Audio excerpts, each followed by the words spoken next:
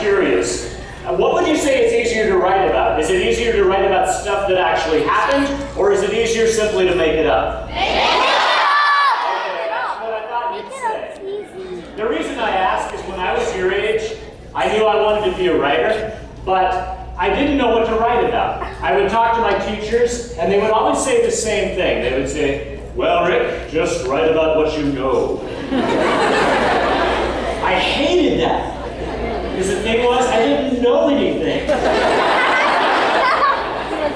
At least I didn't know anything interesting. I was a kid growing up in San Antonio, Texas. There wasn't anything special. I didn't go to any kind of special school or have any kind of special abilities. I was just a regular kid. And so I didn't want to write about what I knew. Instead, I wanted to make things up. So I started writing stories when I was very young. And the only thing I could draw on was my own experience with my family. I had a lot of storytellers in my family. Ever since I was very young, I knew I wanted to be a storyteller. Let's see if we can get this thing going here.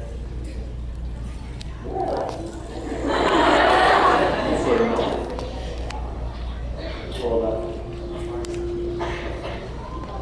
Okay, maybe it's going to be appropriate for me. Oh, look, I got a laser now. I don't know what I did. Oh, there I am. I just had to go into laser mode and it worked. Fantastic. Well, that's me when I was a little guy. Yeah, I know. How did that turn into this? I don't know.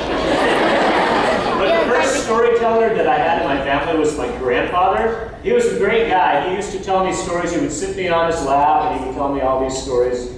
There's laser mode again. What's up with this? Alright, well, it's going to be one of those days, huh? I see how it is. Ah, there it is! That's the Colonel. He was my grandfather. We called him the Colonel because he was in the Air Force. And he used to just sit me on his lap and he would tell me stories all the time. And I thought it was just like magic because he would just make them up. He had this big briefcase full of blank paper. He would draw pictures for me and tell me stories. It was awesome. My parents were also big storytellers. They loved to talk to me about like mythology.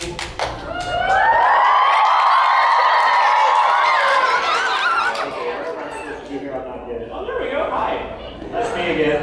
They used to tell me stories all about mythology, and when I was about in 6th grade, and that's me in 6th grade, I finally really got into reading, and the first book I really enjoyed was the Lord of the Rings series. I love it.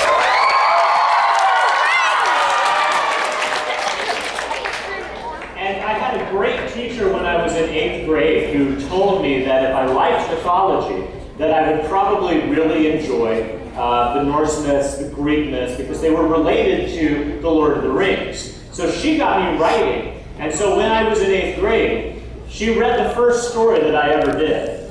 And she said, Rick, this is really, really good. You ought to try to get this published. And I was like, how do you get something published? How do you do that? She said, well, we can try. We can try to send it off and see if a magazine will accept it. And let's see.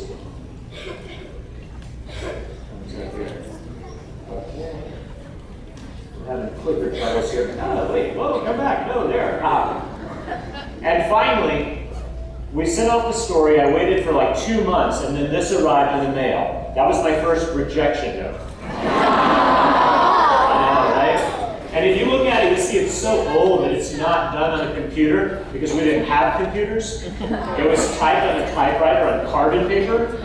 The editor was really nice about it. He said, Dear Rick, first of all, there's no such thing as being too young to write. If you can do it, go for it. He said, this is great, but we can't use it. Keep trying.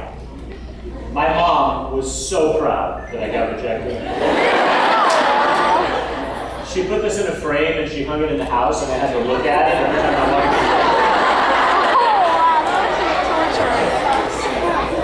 in. And true story, when I was in college, my mom's house burned to the ground. And everything was destroyed, except that.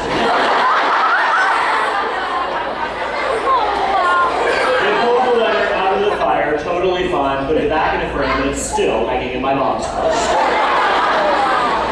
So if you ever need to build a house, build it out of rejection notes that you can't be perfect.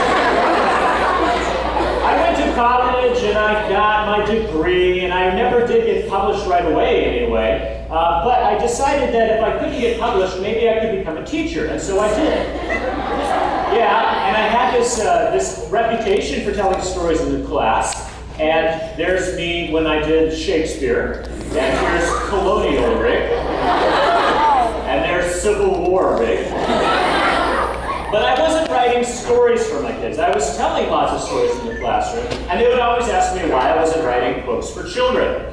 I said, well, I don't have time to do that. But I started thinking, maybe I would like to write something. At the time I was in San Francisco, my wife and I were living out there, and I was a middle school teacher. I taught 6th, 7th, and 8th grade, having a good time with that. But I got homesick for Texas, where I was born, and I started thinking, maybe that old thing about writing about what you know, maybe there's something to that after all. I wonder if I should write a book set in Texas. I decided to make it a murder mystery, because that's the sort of thing I liked to read back then.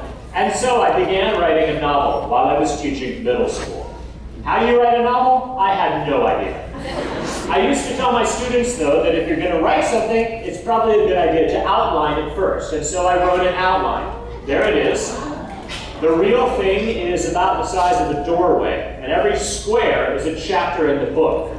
And so if I ever got stuck, I would just look at the wall, and I would just follow it along and write chapter after chapter. Which, by the way, if you ever have writer's block, that's a great thing to do. That way you don't get to the middle and not know what you're going to do next, because at least you have some kind of roadmap. Nevertheless,